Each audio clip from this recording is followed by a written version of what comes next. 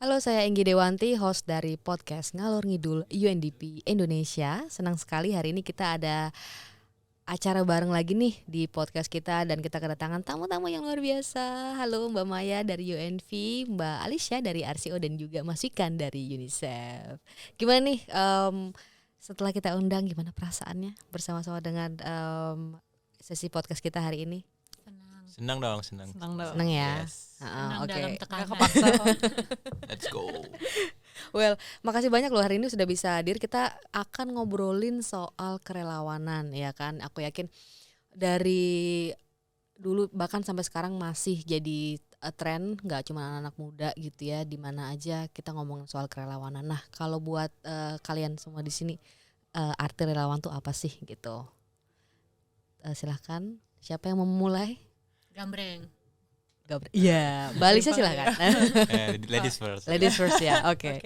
Kalau dari aku sih makna kerelawanan itu kalau in simple terms mungkin dedikasi sih ya. Jadi kita mendedikasikan diri kita untuk sesuatu yang matters so much to us gitu loh. Dan itu bisa dalam bentuk apa aja sih, dan also kontribusi yang kita lakukan dalam kerelawanan ini itu for the greater goods gitu. Jadi ya mungkin kesimpulan dari aku itu sih untuk kerelawanan. Oke. Ini kita baru mulai udah kesimpulan ya. Iya, udah Gak apa-apa. Pembahasan Iya, gitu justru kan. ini kan nanti jadi tahu poinnya apa ya. Betul. Mas Wikan silakan. Ya, kalau dari aku sih sesuai dengan tagline-nya ya, inspiration in action. Aku rasa sih apa yang ngebuat kita inspire, kalau kita mau contribute, kita passion di isu tersebut, kita mau untuk ngelakuinnya secara cuma-cuma, secara voluntarily. Aku rasa itu sih yang definisi relawan. Jadi doing something that we are passionate about and we're doing it voluntarily. Wow, jadi dedikasi dan passion ya kuncinya ya. Mbak Maya ada yang mau ditambahin nggak? Sama sih sebenarnya. Mau Sama. copy paste nih. Enggak, Baru juga mulai udah sama copy sih. paste aja. Copy paste aja. Enggak sih. Jadi intinya kalau buat aku sih relawan itu untuk gimana orang-orang itu berkontribusi kepada masyarakat tanpa mengharapkan imbalan apa-apa gitu sih. Wah, oke. Jadi luas banget ya ini ya, dan pasti pernah lah ya ada pengalaman yang bisa di-share ke kita nih waktu jadi relawan gitu. Mungkin aku langsung lempar aja ke salah satu dari kalian di sini. Udah Mas Wikan, ayo silakan duluan. Iya. Pengalaman berarti Mbak ya? Iya, pengalaman. Kalau relawan sih banyak, kemudian aku berkecimpung di waktu kuliah ya. Salah satunya aku sering juga ngajarin teman-teman di komunitas difabel untuk cara pakai teknologi, cara pakai screen reader, kan mereka menggunakan screen reader untuk mengakses smartphone dan komputer. Jadi lebih ke ngajarin komunitas disabilitas yang khususnya remaja disabilitas cara pakai teknologi. Berarti Mas Wikan waktu itu jadi guru gitu ya, ngajar trainer ya? Lah bahasanya. Trainer, instruktur teknologi. Wow. Luar biasa nih Pak Guru. Pengalaman. Jadi waktu itu gimana interaksinya dengan murid-murid remaja ini ya? Ya banyak gini ya, kita dapat banyak pengalaman yang unik, karena itu pengalaman mengajar itu kan sharing informasi, sharing knowledge gitu. Apalagi ke teman-teman yang di komunitas kan ya, di komunitas disabilitas itu. Jadi saya memang benar-benar care ke mereka, dan mereka juga butuh teknologi, cara pakai teknologi dan semacamnya. Jadi banyak insight pengalaman, dan senang aja gitu ketika mereka bisa ngakses informasi dan menjelajah internet yang sebelumnya mereka nggak bisa lakukan gitu. Wah, oke. Pasti murid-muridnya juga ada yang bandel-bandel juga ya ini. Ada, yang sukses juga ada. Yang sukses juga ada ya. Jangan diingat yang bandel-bandel doang ya berarti ya, benar-benar. Kalau Mbak Alicia ada pengalaman relawan nggak? Mungkin di masa muda dulu. Masa muda. Sekarang masih muda ya. Karena udah tua ya. Itu kita. Kalau aku sih pengalaman relawan mungkin dulu aktifnya pas masih kuliah sih ya, karena kan kuliah itu kan banyak ya kayak opportunity untuk volunteering, karena ya juga kehitung buat portofolio nanti kebetulan. Tapi mungkin salah satu pengalaman signifikan aku dulu pernah menjadi relawan untuk acara ASEAN Autism Games. Jadi waktu itu aku mendampingi peserta dari negara Vietnam dan kebetulan karena banyak dari peserta-peserta perlombaan ini itu kan kebetulan anak-anak kecil ya. Jadi ya aku banyak learning juga sih di situ, selain dari mereka juga anak kecil dan mereka juga punya kebutuhan khusus. Jadi the experience humbles me a lot banget juga kan. Aku juga belum pernah ada engagement sama orang-orang yang punya berkebutuhan khusus juga. Jadi ya it's a learning experience juga kan, dan it teaches me how to interact with certain people. Dan susah nggak sih Mbak waktu itu? Waktu itu ada kayak takut atau gimana gitu, kayak, bisa nggak ya gitu. I mean sebenarnya karena sebelumnya sih waktu itu kita kan pernah sempat di briefing dulu ya. Jadi kita emang udah dikasih semacam, bukan standar juga sih, cuma lebih ke kayak mindfulness aja sih, gimana sih kita interact dengan mereka, apalagi mereka anak-anak juga kan. Jadi kayak they tend to not listen to you gitu lah kan, karena mereka aktif dan mereka cuma pengen have fun. Apalagi mereka juga berkebutuhan khusus, jadi kayak it's a little bit different. And also at the same time karena mereka orang Vietnam, jadi aku tidak bisa berbahasa Nah itu gimana jadi? itu kontak mata ya dulu ya? Kita banyak banyak kita jaga bahasa tubuh ya, tapi bisa saling mengerti ya? Bisa sih, dan kayak itu sih maksudnya I think overall it was fun, but at the same time we learn a lot. Terus juga, dan selama aku training itu orangnya juga kebetulan bilang kayak even though mereka emang beda, mereka berkebutuhan khusus, but they're human being after all gitu loh. Jadi kayak treat them as such aja gitu loh, and just be their friends gitu loh ya kan. Kayak jadi itu kayak ibaratnya nge-breaking the stigma aja sih ya kan, karena kan orang-orang kan belum tentu kayak bisa berinteraksi, tapi just have fun aja with them gitu. Ya, jadi malah belajar hal baru juga ya ikut ya. Oke, wow. Aku juga jadi mengetahui nih sekarang ya. Thank you ya Mbak Alicia. Kalau dari Mbak Maya ada pengalaman volunteering yang masih diingat gak sampai sekarang? Kalau aku beda satu sih. aja ya. Iya, oke, siap. Semua CV gitu dibaca ya. Tadinya kan? gitu, aku udah nyiapin. Panjang banget kayaknya. Udah kelihatan dari muka-mukanya. Kalau aku beda sih, kalau ya tadi kan karena nggak boleh sama jawabannya, jadi aku bedain nih sekarang. Iya, harus ini dong. Harus beda ya. Iya. Jadi kalau Ali sama Wikan itu kan pas lagi kuliah, aku justru sesudah kuliah pas aku lagi kerja, karena kayaknya kok kerja cuman kerja doang gitu, kerja keras sebagai kuda gitu kan. Terus jadi mikirnya apa nih kita bisa ngelakuin apa yang kira-kira bisa bermanfaat buat orang juga gitu, karena aku ngerasa aku orangnya cukup privilege ya, jadi ada pengen juga berbagi ke orang lain. Terus ada kesempatan untuk ngajar. Jadi dari situ deh aku jadi volunteer untuk ngajar sehari di sekolah dasar di Jakarta tentang profesiku, dan dari situ akhirnya ternyata volunteering is fun. Jadi aku genuinely suka volunteering sih.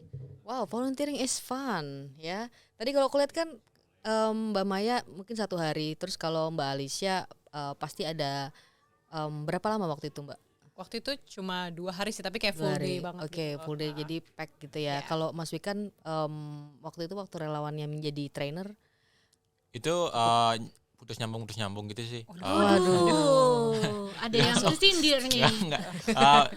Sehari, kadang 2 hari gitu. Sempat di Malang dan sempat di Bali gitu. Wow, berarti butuh komitmen kan untuk kita menjalani itu. Itu gimana teman-teman membalancekan antara teman-teman juga udah memberi secara keterampilan, secara waktu, tapi juga ada komitmen yang harus kalian lakukan. Itu gimana kalian bikin itu tetap stay on fire gitu ya? Mungkin dari Mas Wikan silahkan. Ya, stay on fire. Stay on fire. Aku suka ya. Kalau untuk tetap komitmen sih sebenarnya ya relawan itu yang kita melakukan volunteering itu sesuatu yang kita suka ya. Ya sesuatu yang kita suka dan kita memang passion gitu. Kuncinya passion itu sih. Kalau aku sih memang passionku untuk ngajar, aku suka teknologi, perkembangan teknologi. Jadi aku sharing tuh yang nggak kerasa gitu, sharing ke teman-teman, ya kayak kita sharing dan itu nggak kerasa dan ada benefitnya ke orang gitu. Kita bisa ngelihat story kita tuh ngefek ke mereka, knowledge yang kita deliver itu ngefek ke mereka dalam hal meningkatkan kompetensi mereka, dan pada akhirnya juga lead them to doing something something beneficial gitu for their lives. Jadi kalau aku sih ngelihat lebih ke apa dampak yang aku bisa berikan ke mereka, dan ketika aku melihat itu ya jadi driving force aja gitu. I'm doing something good gitu. Dan ya it kept me moving. Wow. So, yeah. Keren banget. Kalau Mbak Alicia sama Mbak Maya seperti apa? Siapa yang mau duluan? Ya coba yang lebih Sweet. Ya silakan Alisa dulu. Kalau aku sebenarnya kayaknya hampir 11-12 lah dengan jawaban Mas Wikan, karena intinya sih kalau menurut aku as long as we're passionate to something dan kita ada eagerness untuk learn, terus kayak to dare ourselves to try something new, pasti kita bakal at the end of the day commit sih. Dan karena juga kan kayak orang kan kayak mikir kalau volunteer tuh harus something yang grand gitu loh, kayak kita harus menyelamatkan korban di bencana apa, tapi small things also matters gitu loh ya kan. Jadi it doesn't really matter sih as long as you're passionate, whatever you do and you know itu tuh for the greater good gitu loh. Pasti ada orang yang sangat amat memanfaatkan kontribusi kita sekecil apapun, pasti kita bakal naturally driven untuk be committed sih dengan kerelawanan. Paling menurut aku itu sih. Oke. Jadi ada small change, ada big change ya kan. Jadi dimanapun kita terlibat itu pasti akan juga memberikan kontribusi ya. Wow. Kalau Mbak Maya? Kali ini jawabannya harus sama nih. Enggak sama sih Bisa sebenarnya. nyari yang beda. Enggak apa-apa. Kalau memang misalkan itu adalah yang Suara hati dari yang paling dalam kan. Iya. Jadi suara hatiku yang terdalam memang ini sama jawabannya. Jadi intinya sebenarnya karena aku tahu sih kenapa mau melakukan volunteering gitu. Jadi sebenarnya ini nggak cuma untuk volunteering, tapi untuk dalam apapun yang kita lakukan gitu. Karena kan pasti setiap kegiatan atau setiap apapun yang kita lakukan itu setiap komitmen pasti ada challenges-nya kan. Betul. Jadi ya itu sih harus tahu why-nya kenapa, dan dari situ kalau misalnya ada capek atau gimana, dilihat lagi ke why-nya kenapa kita lakuin volunteering ini gitu sih. Wow, oke. Luar biasa. Kalau kita ngomongin lagi mengenai kan ini teman-teman udah sering terlibat ya jadi relawan ya kan. Tadi wah gila pengalamannya tuh ada yang jadi di mana-mana jadi trainer dan lain-lain gitu kan. Mungkin kalau aku itu mungkin pengalamannya ya membantu 17-an gitu kan. Itu relawan juga loh. Relawan juga ya. Small Oke. things matter. Oh ya, small things matter. Thank you ya Mas Vika. Oke. Ada nggak sih cara pandang kalian atau perspektif kalian yang berubah setelah sekian lama mungkin bertemu dengan relawan yang lain atau ikut kegiatan yang berhubungan dengan kerelawanan gitu? Ada nggak paradigma yang berubah gitu tentang kerelawanan itu sendiri?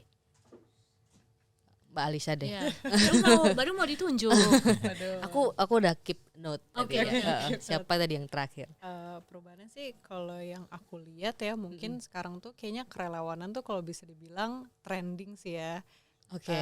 Karena aku lihat karena juga faktor digitalisasi, orang-orang tuh kan udah bisa banyak mengakses informasi gitu. Jadi kayak relawan itu tuh udah bukan suatu hal yang kayak kamu cuma bisa tahu di komunitas terdekatmu gitu loh. Tapi semua orang tuh benar-benar bisa jadi relawan. Kayak even orang misalnya ada bencana di negara ini, kita bisa ada relawan dari negara lain gitu loh. Jadi kayaknya mungkin perbedaannya adalah sekarang orang-orang tuh kayak udah benar-benar ngelihat volunteer itu as a trend. Kayak mereka bisa bentuk, mereka juga bisa mengkontenkan volunteernya gitu loh ya kan. Kayak dari sosial media, which it really helps gitu loh. Karena orang-orang jadi terinspirasi dengan adanya volunteerism gitu loh kan, based on experience-nya mereka gitu loh.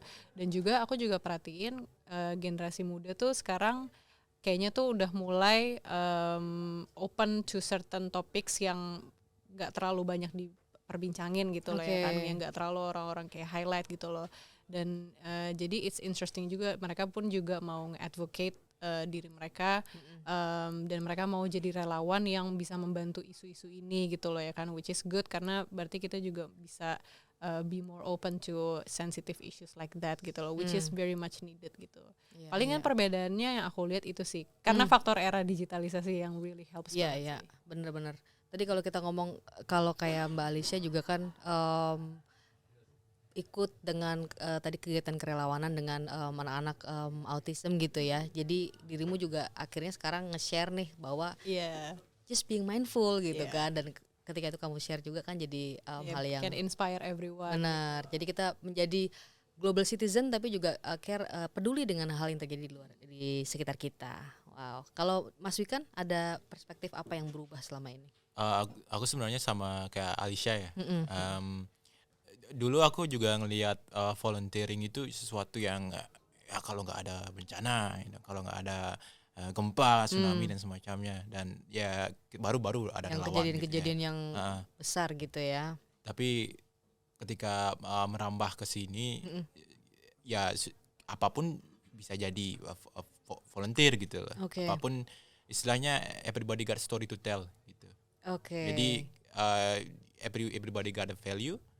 Jadi apapun value-nya itu, asalkan kalian passion, itu sesuatu yang volunteering gitu. Sesuatu yang you do something because you want to contribute for your community, for yourself and for the society. Jadi sesuatu yang sekarang lebih sifatnya lebih cair, karena ada digital, social media dan semacamnya. Itu yang bikin volunteering zaman sekarang itu nggak harus lagi sesuatu yang emergency, tapi sesuatu yang lebih vibrant gitu. Wow, vibrant ya. Aku setuju banget nih yang dibilang sama Mas Wikan ya. Apapun yang bahkan yang hal yang kecil itu juga sebenarnya kerelawanan gitu kan. Kayak tadi kalau aku suka ikut 17-an loh. Jadi anaknya Semangatnya nasionalis nasional. banget ya. ini kan aku suka berkompetisi sebenarnya. Jadi itu kan kompetisi tapi juga ada kebersamaan ya kan. Betul. Artinya kamu mau waktu kalah ataupun menang tuh terakhirnya pasti kamu bakal happy gitu kan, bareng sama teman-teman, anak-anak tetangga gitu kan. Jadi Anak-anak komplek ya. anak-anak komplek, seneng banget jadi. Well, benar banget. Tadi speaking of volunteerism juga, boleh cerita sedikit nggak dari pengalaman kalian volunteering? Sekarang kan bekerja nih, bagaimana itu mempengaruhi cara kalian sekarang bekerja dan apa yang kalian kerjakan gitu? Mungkin singkat boleh diceritain ke Mbak Alicia lagi. Yes, Terus ya. aku senang jadi host, aku bisa milih-milih. Itu ya keuntungan utama. Keuntungan, iya.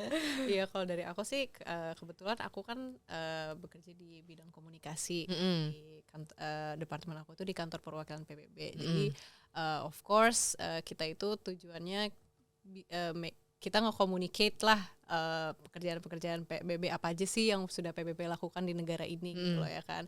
Karena kan kalau boleh jujur sebenarnya masih banyak banget loh orang-orang tuh yang belum tahu sebenarnya PBB tuh ngapain gitu loh ya kan. Kayak orang mungkin cuma tahu kita tuh cuma organisasi besar yang ya berat lah ya, yang kayak berhubungan sama diplomatik, dunia gitu tapi ya. kan sebenarnya kita banyak banget program-program dari PBB yang membantu banget negara ini gitu.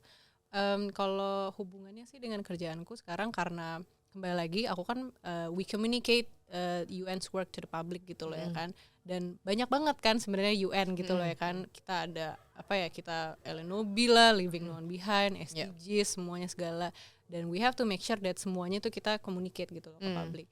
Dan terkait kaitannya sih kalau dari kerelawanan, aku tuh harus make sure all the areas that the UN is working on tuh kita benar-benar champion it gitu loh ya kan. Kayak kita ayo climate, gender, mungkin beda gitu loh. Kayak contohnya Mas Wikan ini kan dia dari UNICEF, dia mungkin lebih banyak advocate anything related to children and youth and everything. Kalau aku tuh kayak basically semuanya gitu loh, and that's why kayak you have to voluntarily advocate yourself to all these areas gitu loh ya kan. So bener. I think that's like the relevancy gitu loh with volunteerism and communications and the mandate gitu loh yang aku dorong di kerjaan aku itu. Luar biasa. Kalau Mas Wikan gimana?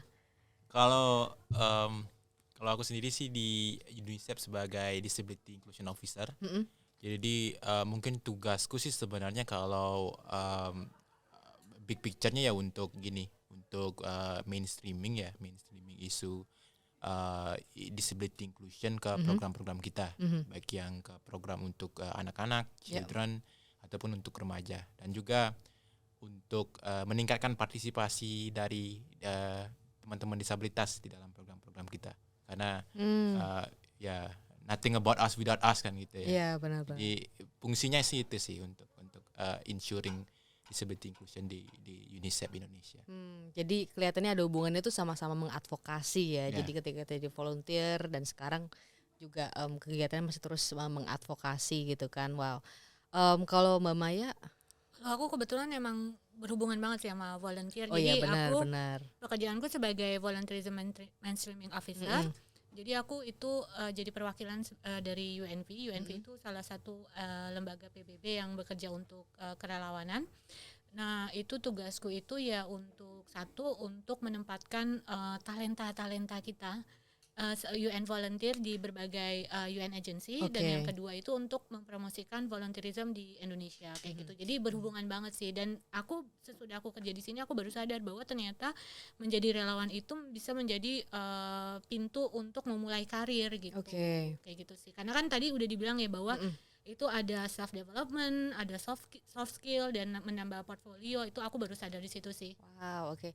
Nah, kalau ada teman-teman yang misalkan mau gabung ke UNV, itu mesti gimana caranya? Oh, bisa banget nih. Oh. Bisa banget, Seneng kebetulan banget seneng langsung promosi kan. Ini kesempatan gitu. Sebenarnya bisa banget sih, karena memang orang-orang mungkin masih banyak yang belum tahu ya kalau misalnya menjadi UN volunteer itu jadi salah satu opsi untuk memulai karir di PBB, di United Nations gitu. Banyak kan yang udah ngelamar tapi belum bisa nih gitu. 1 kali, 2 kali, 3 kali gitu, sampai kayaknya bisa nih menang kejuaraan. Ya, dapat gitu kan. Ini pengalaman pribadi kayaknya. Terus curhat ya. Curhat jadinya. Nah, itu dari situ sebenarnya bisa sih, karena kalau untuk UN volunteer itu dia terbuka dari umur 18 sampai 80 tahun. Jadi dari anak muda sampai yang sudah selesai masa pensiun itu masih bisa mendaftar.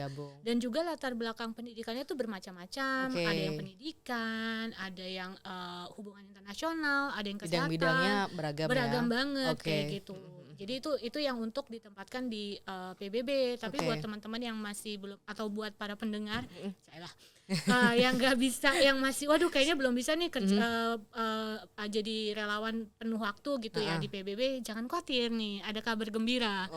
Nah, itu bisa tetap jadi online volunteer. Jadi cukup menjadi relawan bisa di rumah aja atau di mana aja, online asalkan gitu punya ya? jaringan internet, dan itu bisa menjadi relawan untuk berbagai organisasi di dunia, nggak cuma di Indonesia. Jadi kesempatannya tuh ada banyak banget. Wow, Boleh di-spill nggak nih? Boleh. Oh, boleh ya. Silakan langsung. Gitu. Jadi buat para pendengar yang tertarik untuk jadi relawan gitu, baik itu online volunteer atau UN volunteer, itu bisa langsung cek aja, ada banyak opportunity-nya, volunteering opportunity di app.unv.org.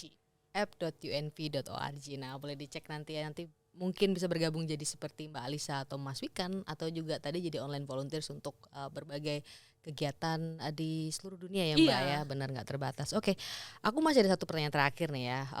Jadi kalau kita ngomong soal relawan nih, mereka yang mungkin terjun di garda terdepan ya kan, di persoalan isu-isu yang kritis ya kan, banjir, longsor dan berbagai macam, dan kadang-kadang kita kepikiran gitu. Aku sendiri kadang-kadang mikir juga kayak keselamatan mereka ini seperti apa, karena para volunteer datang dari berbagai macam latar belakang, mereka bisa jadi perempuan ya kan, juga ada kerentanan tertentu gitu. Nah, kalau dari UNV atau dari Mbak Maya mungkin ada ini nggak yang bisa di-share ke kita nggak soal gimana nih cara kita ngomongin soal keamanan, dan juga kita ngomongin soal posisi dari volunteer sendiri ya. Betul banget.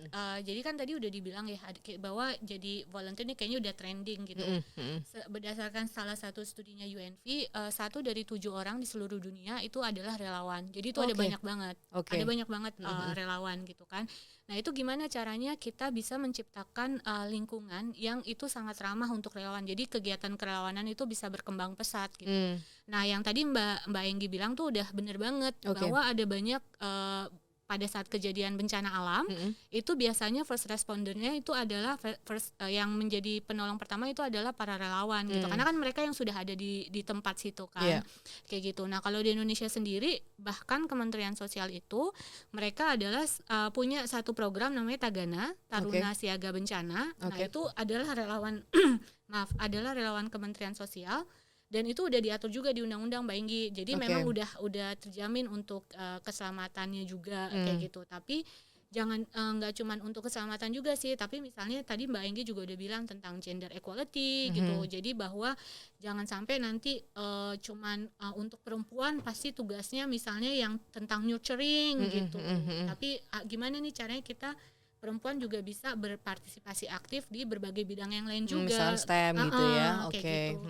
Terus bisa juga tentang disability inclusion gitu kan, kita juga tadi udah dibilang sama Mbak Alicia tentang leaving no one behind. Iya. Nah makanya kita juga mau encourage gimana caranya people with disability juga bisa berperan aktif menjadi relawan juga kayak gitu. Wow, keren banget. Aku seneng banget nih mendengar banyak banget informasi dan insight dari teman-teman semua nih.